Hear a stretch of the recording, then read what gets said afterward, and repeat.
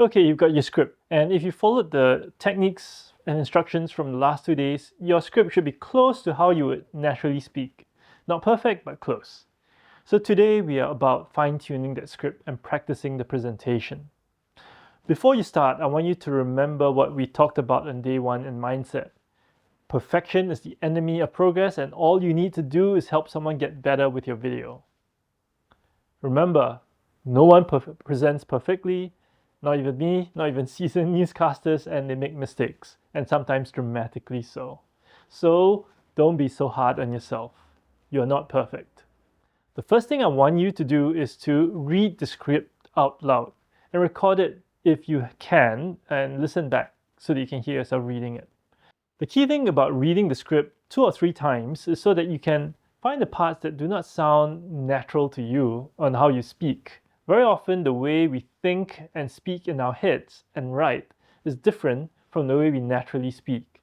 So you need to iron out these kinks to make it sound as natural as possible for you in your tone of voice. Your script should flow naturally, like when you're talking to a friend when you catch up with them in a bar or pub or cafe. So once you've done that, step 2 is to read the script again and find keywords from each paragraph or section that you find useful to remind you of what that bit is about. These are your cues.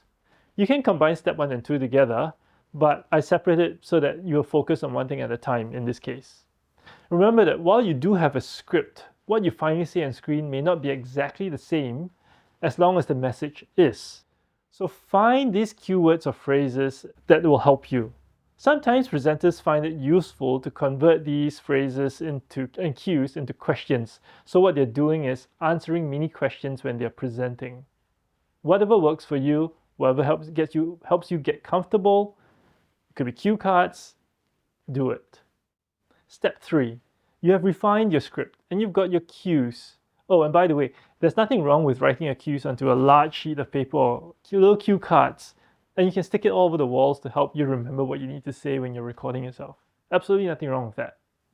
The next thing to do in step 3 is find your calm. What does this mean? In this exercise, what you're trying to do is find something that helps you calm down and focus on the task at hand.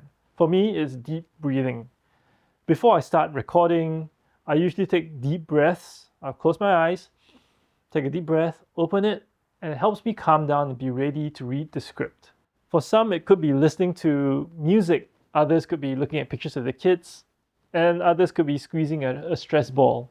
Whatever the exercise that helps you calm yourself down and focus, find it and do it. Okay, now we're ready to practice, and that's step 4.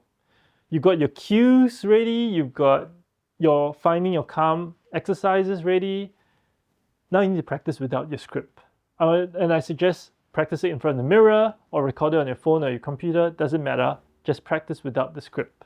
Do it a couple of times, get into the rhythm of using your cues to anchor your presentation.